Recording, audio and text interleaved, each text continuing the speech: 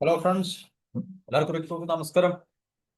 നമ്മൾ പ്രതീക്ഷിച്ചതുപോലെ തന്നെ ഒരുപക്ഷെ സംഭവിക്കാൻ പോവുകയാണ്. നമ്മുടെ രാജ്യത്തെ നമ്മുടെ കേന്ദ്ര ഗവൺമെന്റ് എണ്ണയുടെ വില കൂട്ടുവാനുള്ള പദ്ധതിയിലാണ്. ഏകദേശം തൽക്കാലം എലക്ഷൻസ് ഒക്കെ പല സംസ്ഥാനങ്ങളിലും, പ്രധാനപ്പെട്ട സംസ്ഥാനങ്ങളിലൊക്കെ തന്നെ എലക്ഷൻസ് കഴിയുവാൻ വേണ്ടി നമ്മൾ കാത്തിരിക്കുകയായിരുന്നു. അപ്പോൾ അതിനുശേഷം നമുക്ക് തീർച്ചയായിട്ടും ഈ മേഖലകളിലൊക്കെ തന്നെ കാര്യമായിട്ടുള്ള മാറ്റങ്ങൾ ഉണ്ടാകാം എന്നുള്ളൊരു പ്രതീക്ഷ നമുക്ക് നേരത്തെ ഉണ്ടായിരുന്നു. ഇപ്പോൾ അങ്ങനൊരു പ്രതീക്ഷയ്ക്ക് വക നൽകുന്ന രീതിയിലുള്ള റിപ്പോർട്ടാണ് നമുക്ക് മനസ്സിലാക്കാൻ സാധിക്കുന്നത്.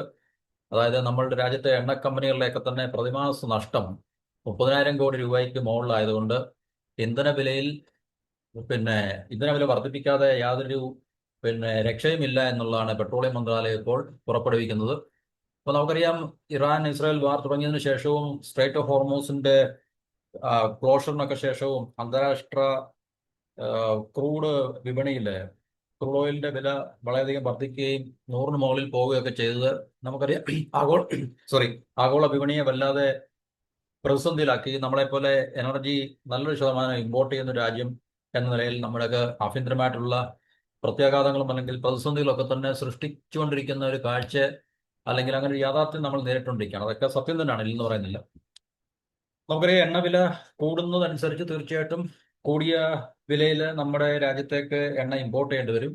അപ്പോൾ തീർച്ചയായിട്ടും $100 എന്ന ഒരു വില മുകളിലേക്ക് പോയി കഴിഞ്ഞാൽ അത് തീർച്ചയായിട്ടും നമ്മളുടെ രാജ്യത്തെ എണ്ണ കമ്പനികൾക്ക് വൻതോതിലുള്ള നഷ്ടം ഉണ്ടാക്കി വെക്കും. അത് ഏകദേശം 30,000 കോടി രൂപ വീതം ഓരോ എണ്ണ കമ്പനിക്കും നഷ്ടമാകുന്നുണ്ട് ഓരോ മാസവും എന്നാണ് കണക്കുകൾ പറയുന്നത്.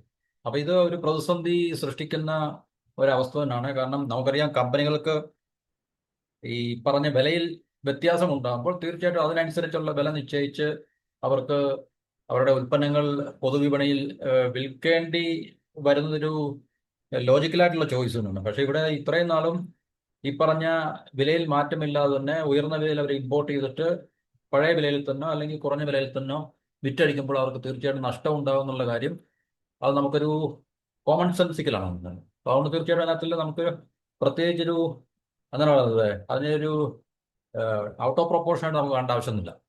അപ്പൊ ഇങ്ങനൊരു പ്രതിസന്ധി എണ്ണ കമ്പനികൾ നേരിടുന്നുണ്ട് എന്നാണ് പെട്രോളിയം മന്ത്രാലയത്തിന്റെ തന്നെ ജോയിന്റ് സെക്രട്ടറി ഇപ്പോൾ ഒഫീഷ്യലായിട്ട് തന്നെയുള്ളൊരു സ്റ്റേറ്റ്മെന്റിൽ കൂടെ ഏഹ്, രാജ്യത്തെ അഭിസംബോധന എന്ന് പറയുന്നത്. അപ്പോൾ പൊതുമേഖലാ കമ്പനികൾ പ്രത്യേകിച്ച്, അതായത് നമ്മളുടെ പബ്ലിക് സെക്ടറിലുള്ള ഓയിൽ കമ്പനികൾ കൂടിയ വിലയ്ക്ക് ക്രൂഡ് ഓയിൽ വാങ്ങിച്ചിട്ട് അത് സംസ്കരിച്ചിട്ട് കുറഞ്ഞ വിലയ്ക്ക് പറഞ്ഞാൽ പഴയ വിലയിൽ തന്നെ വില കൂട്ടാതെ തന്നെ നമ്മളുടെ മാർക്കറ്റിൽ വിൽക്കുമ്പോൾ തീർച്ചയായിട്ടും ഈ വിപണിയിലെ വിലവർധന ഉണ്ടാകാതിരിക്കാൻ വേണ്ടിയാണ്. എന്നുവെച്ചാൽ ജനങ്ങളെ കെയർ ചെയ്യുന്ന ഒരു ജനങ്ങൾക്ക് ബുദ്ധിമുട്ടൊന്നും ഉണ്ടാകരുത് എന്നുള്ളൊരു ഏഹ്, പ്രസ്താവനയാണ് അവിടെ അവർ തീർച്ചയായിട്ടും മുന്നോട്ട് വെച്ചിരിക്കുന്നത്. പക്ഷെ അതെല്ലാം നമുക്കറിയാം, പല സംസ്ഥാനങ്ങളിലും എലക്ഷൻ ഒക്കെ വരുന്നു എന്നുള്ള ഒരു പ്രധാനപ്പെട്ട ഒരു ഘടകം കൂടെ കണക്കിലെടുത്തുകൊണ്ടാണ് വിലയൊന്ന് വർദ്ധിപ്പിക്കുകയായിരുന്നു എന്നുള്ളതാണ് മറ്റൊരു രാഷ്ട്രീയമായിട്ട് നമുക്ക് അതിനെ കാണാൻ സാധിക്കും. രാഷ്ട്രീയം പറയുകയല്ല, ഇപ്പൊ എല്ലായിടത്തും ഇലക്ഷനൊക്കെ കഴിഞ്ഞ് റിസൾട്ട് ഒക്കെ വന്നു. കേരളവും തമിഴ്നാടും വെസ്റ്റ് ബംഗാളും ഒക്കെ തന്നെ ഇലക്ഷനൊക്കെ കഴിഞ്ഞു. അപ്പൊ ഇനിയും തൽക്കാലം അതുപോലുള്ളൊരു ആഹ്, നയപരിപാടിക്ക്, എന്നുവെച്ചാൽ എണ്ണവില കൂട്ടണ്ട എന്നുള്ളൊരു നയപരിപാടിക്ക് പ്രസക്തി ഇല്ല. ഇനിയും തീർച്ചയായിട്ടും മറ്റു സംസ്ഥാനങ്ങളിലേക്ക് ഇലക്ഷൻ അടുത്ത് വരുമ്പോഴത്തേക്ക് ഇതുപോലുള്ള പ്രതിസന്ധി വരുമ്പോൾ തീർച്ചയായിട്ടും ജനങ്ങളെ എന്താണ് പറയുന്നത്, ഒന്ന് കളിപ്പിക്കാതിരിക്കാൻ വേണ്ടി, അല്ലെങ്കിൽ ജനങ്ങളെ തീർച്ചയായിട്ടും ജനങ്ങളുടെ കണ്ണിൽ മണ്ണിടാൻ വേണ്ടി ഇതുപോലുള്ള നയപരിപാടികളൊന്ന് പോസ്റ്റ് ചെയ്തു വെക്കുക. അതൊക്കെ നമുക്ക് പൊളിറ്റിക്കലായിട്ട് എല്ലാ രാഷ്ട്രീയ പാർട്ടികളും എല്ലായിടത്തും എല്ലാ സമയത്തും ചെയ്യുന്നതാണ്. ഇവിടെയും അങ്ങനെയൊക്കെ തന്നെ നമുക്ക് കാണാൻ സാധിക്കത്തുള്ളൂ. അപ്പൊ എന്ത് തന്നെയായാലും ശരി, ഇതൊരു യാഥാർത്ഥ്യമാണ്. നമുക്ക് കൂടിയ വിലയിൽ എണ്ണ കമ്പനികൾക്ക് എണ്ണ വാങ്ങേണ്ടി വരും. പക്ഷെ അത് തീർച്ചയായിട്ടും പഴയ വിലയിൽ തന്നെ അല്ലെങ്കിൽ വില കൂട്ടാതെ തന്നെ അവർക്ക് മാർക്കറ്റിൽ വിറ്റഴിക്കുമ്പോൾ വൻതോതിലുള്ള നഷ്ടങ്ങൾ ഉണ്ടാകുമെന്നുള്ള കാര്യം വളരെ ഒരു ശ്രദ്ധേയമായിട്ടുള്ള കാര്യമാണ്. അപ്പൊ ഇത് ഇങ്ങനെയുള്ള നഷ്ടം ഒരു മാസം 30,000 കോടി രൂപ നഷ്ടം ഉണ്ടാകുമെന്ന് പറഞ്ഞു കഴിഞ്ഞാൽ കമ്പനികളുടെയൊക്കെ തന്നെ നിലനിൽപ്പിനെ ബാധിക്കുകയും അവരെയൊക്കെ തന്നെ കമ്പനികളെ പ്രതിസന്ധിയിലാക്കും എന്നുള്ളത് നമുക്ക് മനസ്സിലാക്കാൻ കഴിയുന്ന ഒരു കാര്യമാണ്. പെട്രോളിയം പ്ലാനിംഗ് ആൻഡ് അനാലിസിസ് സെല്ലിന്റെ ഡേറ്റ അനുസരിച്ച് കഴിഞ്ഞ വർഷങ്ങളെ അപേക്ഷിച്ചിട്ട് ഈ ഏപ്രിലിൽ എണ്ണയുടെ ഉപഭോഗം 6.36% വർദ്ധിക്കുകയും ചെയ്തിട്ടുണ്ട്. അതുപോലെ ഡീസലിന്റെ ഉപയോഗത്തിൽ 0.25% മാത്രമാണ് വർധന വരിക. അപ്പോൾ പെട്രോളിന്റെ കാര്യത്തിലാണ് ഏറ്റവും കൂടുതൽ ഉപഭോഗം വർധനവ് രേഖപ്പെടുത്തിയിരിക്കുന്നത്. അതുപോലെ തന്നെ LPG ഉപയോഗം മാർച്ചിൽ 15.7%, ഏപ്രിലിൽ 7% കുറഞ്ഞിട്ടുണ്ട്. LPG ഉപയോഗം കുറഞ്ഞിട്ടുണ്ട്. പെട്രോളിന്റെ ഉപയോഗം കൂടുകയും അതുപോലെ തന്നെ ഡീസലിന്റെ ഉപയോഗം 0.25% വർധനവും രേഖപ്പെടുന്നുണ്ട്. അപ്പോൾ തീർച്ചയായിട്ടും നമുക്കറിയാം ഇനിയും ഭാവിയിലും ഏറ്റവും കൂടുതൽ കൺസ്യൂം ചെയ്യാൻ പോകുന്ന ഒരു രാജ്യമായിട്ട് ഇന്ത്യ മാറും. ഇപ്പൊ തന്നെ നമുക്കറിയാം മൂന്നാമത്തെ ഏറ്റവും വലിയ കൺസ്യൂമറാണ് എനർജിയുടെ. അപ്പം കൂടുതൽ ക്രൂഡ് നമുക്ക് തീർച്ചയായിട്ടും ലോകത്തിന്റെ പല ഭാഗങ്ങളിൽ നിന്നും ഇറക്കുമതി ചെയ്യേണ്ടതായിട്ട് വരും. അപ്പൊ ഇങ്ങനെ ഒരു അവസ്ഥ നിലനിൽക്കുമ്പോൾ, എന്നിട്ട് യുദ്ധം അല്ലെങ്കിൽ യുദ്ധത്തിന് സമാനമായിട്ടുള്ള സാഹചര്യം നിലനിൽക്കുമ്പോൾ അതിനെ ചുറ്റിപ്പറ്റി ഉള്ള ഗ്ലോബൽ ക്രൂഡിന്റെ വിലവർദ്ധനവ് തീർച്ചയായിട്ടും നമ്മളെപ്പോലുള്ള രാജ്യങ്ങളെ എത്രത്തോളം സാരമായി ബാധിക്കുന്നു എന്നുള്ളൊരു തെളിവ് കൂടിയാണ്. അപ്പൊ LPG ലഭിക്കാത്തത് കൊണ്ടാണ് ഉപയോഗം കുറഞ്ഞത്, അല്ല LPGക്ക് ഇവിടെ ഡിമാൻഡ് ഇല്ലാത്തതുകൊണ്ടല്ല.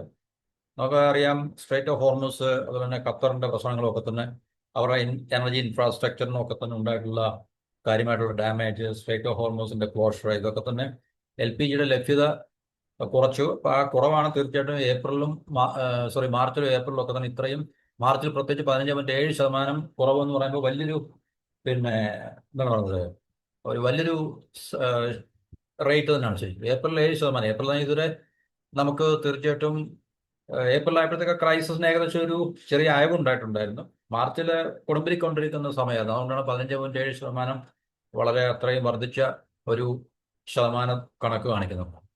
അപ്പൊ ഈ പറഞ്ഞ ലഭ്യതയിൽ ഉണ്ടായിട്ടുള്ള, അല്ലെങ്കിൽ ലഭ്യത കുറവായിരുന്നു, അതുകൊണ്ടാണ് ഈ പറഞ്ഞ ഉപയോഗം കുറഞ്ഞത്. രാജ്യത്തിന്റെ പല ഭാഗത്ത് മാർച്ച് ഏപ്രിൽ മാസങ്ങളിൽ LPGയുടെ ലഭ്യത തീർത്തും കുറവായിരുന്നു. നമുക്കറിയാം പല രാജ്യമൊട്ടാകെ അത് എങ്ങനെയാണ് ഈ പ്രതിസന്ധി രാജ്യത്തെ ബാധിച്ചിട്ടുള്ളത് എന്നുള്ള കാര്യം. അതുകൊണ്ടാണ് ഇത്രയും കുറവ് രേഖപ്പെടുത്തിയിരിക്കുന്നത്. ഈ ഹോർമൂസ് കടലിടുക്കിന്റെ പ്രതിസന്ധി, ഈ അവിടുത്തെ ക്രൈസിസ് അല്ലെങ്കിൽ ആ പ്രതിസന്ധി ഇപ്പോഴും അവസാനിച്ചിട്ടില്ല. അത് അവസാനിച്ചില്ലെങ്കിൽ LPG വിതരണം പൂർണ്ണമായിട്ടുള്ള തോതിൽ ആകില്ലെന്നാണ് നമുക്ക് കിട്ടുന്ന ഒരു അറിയിപ്പെന്ന് പറഞ്ഞിട്ടുള്ളത്. അത് നമുക്ക് തീർച്ചയായിട്ടും മനസ്സിലാക്കാവുന്ന കാര്യമാണ്. കാരണം ഈ ഉണ്ടായ ഒരു സപ്ലൈ ചെയിനകത്ത് ഒരു ഡിസ്റപ്ഷൻ വരികയും അതിന് ആ ഒരു ഡിസ്റപ്ഷനെ മാറ്റിയെടുക്കാൻ സാധിക്കാതെ വരികയോ അല്ലെങ്കിൽ അതിനൊരു ഓൾട്ടർനേറ്റീവ് നമുക്ക് രാജ്യങ്ങൾക്ക് ഇല്ലാതെ വരികയോ ചെയ്യുമ്പോൾ തീർച്ചയായിട്ടും ആ ഒരു സപ്ലൈ ചെയിനിൽ കൂടെ കടന്നുപോയിട്ടുള്ള ഉൽപ്പന്നങ്ങളുടെയൊക്കെ തന്നെ ലഭ്യത നമുക്ക് അങ്ങോട്ടും ഇങ്ങോട്ടും ഇമ്പോർട്ടും കുറയും, എക്സ്പോർട്ട് ചെയ്യുന്ന രാജ്യങ്ങൾക്ക് എക്സ്പോർട്ടും കുറയും. ഇപ്പം മിഡിൽ ഈസ്റ്റിലെ രാജ്യങ്ങൾക്ക് എണ്ണയും ഗ്യാസും എക്സ്പോർട്ട് ചെയ്യാൻ സാധിക്കത്തില്ല. അറ്റ് ദി സെയിം ടൈം നമ്മളെപ്പോലുള്ള രാജ്യങ്ങൾക്ക് പഴയ തോതിൽ അവിടുന്ന് ഈ LPGയും അതുപോലെ തന്നെ ക്രൂഡും ഒന്നും തന്നെ നമുക്ക് ഇമ്പോർട്ട് ചെയ്യാൻ സാധിക്കത്തില്ല. അപ്പൊ ഇതിന്റെ വില വർധനവ് വലിയൊരു വിഷയമാണ് ഇന്ത്യയെ പോലുള്ള രാജ്യത്ത്. കാരണം ഇൻഫ്ലേഷൻ അത് ഓൾറെഡി രാജ്യത്ത് വില വർധന ഉണ്ടായി തുടങ്ങിക്കഴിഞ്ഞു. ഇൻഫ്ലേഷൻ തീർച്ചയായിട്ടും ഇത് വലിയൊരു പ്രശ്നമാണ്. ക്രൂഡിന്റെ വില വർദ്ധിക്കുമ്പോൾ തീർച്ചയായിട്ടും നമ്മുടെ രാജ്യത്ത് പെട്ടെന്ന് ഉണ്ടാകുന്ന ഒരു ഇമ്പാക്റ്റ് ആണ് വില വർധന അല്ലെങ്കിൽ ഇൻഫ്ലേഷൻ എന്ന് പറഞ്ഞാൽ. നമ്മുടെ സാധാരണക്കാരുടെ ജനജീവിതത്തെ വളരെ സാരമായിട്ട് പ്രതികൂലമായി ബാധിക്കുന്ന വലിയൊരു കാര്യമാണ്. അപ്പൊ ഈ $100 താഴേക്ക് വന്ന ക്രൂഡ് വീണ്ടും 100-ന് മുകളിൽ പോയി. അപ്പൊ ഈ പറഞ്ഞ ഇറാനും US തമ്മിലെ ഹോർമൂസിലുള്ള ഈ വടംവലി നിലനിൽക്കുന്നിടത്തോളം കാലം ഈ ഒരു ക്രൈസിസ് നിലനിൽക്കുകയും നമ്മളെപ്പോൾ രാജ്യത്ത് അത് വലിയ ആശങ്ക ഉണ്ടാക്കുന്ന കാര്യങ്ങളാണ്. അപ്പൊ അതുകൊണ്ട് തീർച്ചയായിട്ടും അവിടെ ഒരു ശാശ്വതമായിട്ടുള്ളൊരു സമാധാനം അല്ലെങ്കിൽ ഒരു പീസ്ഫുൾ ആയിട്ടുള്ളൊരു അവസ്ഥ എന്നുവെച്ചാൽ ഈ പറഞ്ഞ രണ്ട് രാജ്യങ്ങളും അല്ലെങ്കിൽ ഇരുപക്ഷങ്ങളും തമ്മിലുള്ള സമാധാന ചർച്ചകളും അല്ലെങ്കിൽ സമാധാന കരാറുകളും ഇന്ത്യയെപ്പോലുള്ള രാജ്യങ്ങൾക്ക് വളരെയധികം പ്രധാനപ്പെട്ട ഒന്നാണ്. അങ്ങനെ ഒരു സമാധാനം അവിടെ ഉണ്ടായില്ലെങ്കിൽ അല്ലെങ്കിൽ ഇതുപോലൊരു ക്രൈസിസ് നിലനിൽക്കുകയാണെങ്കിൽ തീർച്ചയായിട്ടും നമുക്ക് ഉയർന്ന വിലയിൽ തന്നെ ക്രൂഡ് ഓയിൽ വാങ്ങുകയും ഈ പറഞ്ഞ നമ്മളുടെ പൊതുമേഖലാ സ്ഥാപനങ്ങൾ അല്ലെങ്കിൽ പൊതുമേഖലയിലുള്ള ഈ എണ്ണ കമ്പനികൾക്ക് വൻതോതിലുള്ള നഷ്ടങ്ങൾ അവർ വില വർദ്ധിപ്പിച്ചില്ലെങ്കിൽ, നമ്മുടെ ഡൊമസ്റ്റിക് ആഭ്യന്തര വിപണിയിൽ അവർക്ക് വില വർദ്ധിപ്പിക്കുവാൻ കഴിഞ്ഞില്ലെങ്കിൽ അല്ലെങ്കിൽ വില വർദ്ധിപ്പിക്കുന്നില്ലെങ്കിൽ വൻതോതിലുള്ള നഷ്ടങ്ങൾ അവർക്ക് തീർച്ചയായിട്ടും കൂടുതൽ കൂടുതൽ നേരിടേണ്ടി വരും എന്നുള്ളത് യാഥാർത്ഥ്യമാണ്. അപ്പൊ അതിന്റെയൊക്കെ അടിസ്ഥാനത്തിൽ ഗവൺമെന്റ് തീർച്ചയായിട്ടും എണ്ണ വില വർദ്ധിപ്പിക്കാനും പെട്രോളിന്റെയും ഡീസലിന്റെയും ഒക്കെ തന്നെ വില വർദ്ധിപ്പിക്കാനും ഒക്കെ പ്ലാൻ ചെയ്തുകൊണ്ടിരിക്കുകയാണ് എന്നുള്ളതാണ് നമുക്ക് തൽക്കാലം ഇവിടെ നിന്ന് മനസ്സിലാക്കാൻ സാധിക്കുന്നത്. അത് നമുക്കറിയാം. തീർച്ചയായിട്ടും ഇങ്ങനെ ഒരു ക്രൈസിസിനെ നമുക്ക് ക്രൈസിസ് ഒന്നും കരകയറണമെങ്കിൽ അത് ഷോർട്ട് ടൈം ആണെങ്കിൽ കുഴപ്പമില്ല. പെട്ടെന്നുണ്ടായ യുദ്ധം യുദ്ധം തുടങ്ങി അത് അവസാനിച്ചെങ്കിൽ കുഴപ്പമില്ല. പക്ഷെ ഇപ്പോഴും നമുക്കറിയാം തൽക്കാലം ഒരു ശമനം ഉണ്ടെങ്കിൽ തന്നെയും ഒരു പക്ഷേ യുദ്ധം റീസ്റ്റാർട്ട് ചെയ്യാനുള്ള സാധ്യത നമുക്ക് തള്ളിക്കളയാൻ കഴിയില്ല. എന്നുവെച്ചാൽ അവിടെ നമുക്ക് ക്രെഡിബിൾ ആയിട്ടുള്ളൊരു പീസ്, ഒരു വിശ്വസനീയമായിട്ടുള്ളൊരു സമാധാന അന്തരീക്ഷം അവിടെ ഇതുവരെ ഉണ്ടായിട്ടില്ല. അതുകൊണ്ട് തീർച്ചയായിട്ടും നമുക്ക് ക്രൈസിസ് അവിടെ നിലനിൽക്കുന്നു എന്ന് മാത്രമേ മനസ്സിലാക്കാൻ സാധിക്കത്തുള്ളൂ.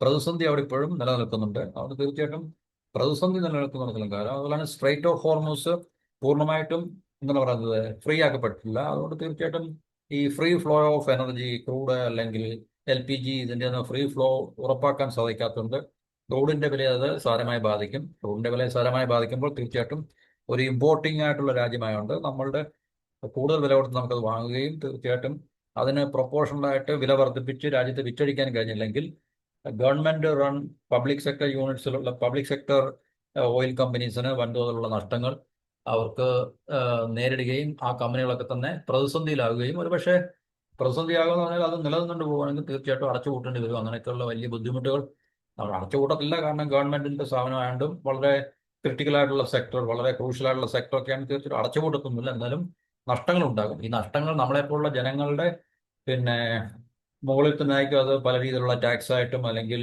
അതുപോലുള്ള നികുതിയൊക്കെ ആയിട്ട് തന്നെ അടിച്ചേൽപ്പിച്ച് അത് അവർ റിക്കവർ ചെയ്യുന്നുള്ള കാര്യം നമുക്ക് മനസ്സിലാക്കാം. അപ്പോൾ തീർച്ചയായിട്ടും എങ്ങനെ പോയി കഴിഞ്ഞാലും ഇത് ജനങ്ങളുടെ ജീവിതത്തെയാണ് ബാധിക്കുന്നത്. കാരണം ഇതിനെല്ലാം ജനങ്ങളാണ് തീർച്ചയായിട്ടും വില കൊടുക്കേണ്ടത് എന്നുള്ളത് നമ്മൾ കാലാകാലങ്ങളിൽ മനസ്സിലാക്കിക്കൊണ്ടിരിക്കുന്ന ഒരു കാര്യമാണ്. ഇപ്പം 30,000 കോടി രൂപ വീതം നഷ്ടമായാലും 50,000 കോടി രൂപ നഷ്ടമായാലും തീർച്ചയായിട്ടും ഇതെല്ലാം ജനങ്ങളിൽ നിന്നും നികുതി പിരിച്ച് മാത്രമേ ഗവൺമെന്റ് ഇതെല്ലാം സെറ്റിൽ ചെയ്യാനും റിക്കവർ ചെയ്യാനും അല്ലെങ്കിൽ ഇതിനെല്ലാം കോമ്പൻസേറ്റ് ചെയ്യാനും സാധിക്കത്തുള്ളൂ എന്നുള്ളതാണ് ഇവിടെ നമ്മൾ കണ്ടുകൊണ്ടിരിക്കുന്ന ഒരു യാഥാർത്ഥ്യം. അപ്പോൾ തൽക്കാലം നമുക്ക് ഈ ഒരു പ്രതിസന്ധി ഇങ്ങനെ ഉണ്ട്. കാരണം എണ്ണ കമ്പനികൾ തീർച്ചയായിട്ടും നേരിടുന്ന വലിയൊരു പ്രതിസന്ധിയാണ്. അപ്പോൾ അതിൽ നിന്ന് കയറാൻ തീർച്ചയായിട്ടും ഗവൺമെന്റ് ഈ പറഞ്ഞ പെട്രോളിന്റെയും ഡീസലിന്റെയും ഒക്കെ തന്നെ വില ഒരു പക്ഷേ കാര്യമായ രീതിയിൽ വർദ്ധിപ്പിക്കുവാൻ വളരെ താമസിയാതെ തന്നെ വർദ്ധിപ്പിക്കാനുള്ള സാധ്യതയുണ്ട് എന്നുള്ളതാണ് നമുക്ക് മനസ്സിലാക്കാൻ കഴിയുന്നത്. അപ്പോൾ ഇതാണ് നമുക്ക് ഈ ടോപ്പിക്കുമായിട്ട് തൽക്കാലം ഷെയർ ചെയ്യാനുള്ള ചില വിവരങ്ങൾ. മറ്റു ടോപ്പിക്കുമായിട്ട് അടുത്ത വീഡിയോ. എല്ലാവർക്കും നന്ദി, നമസ്കാരം.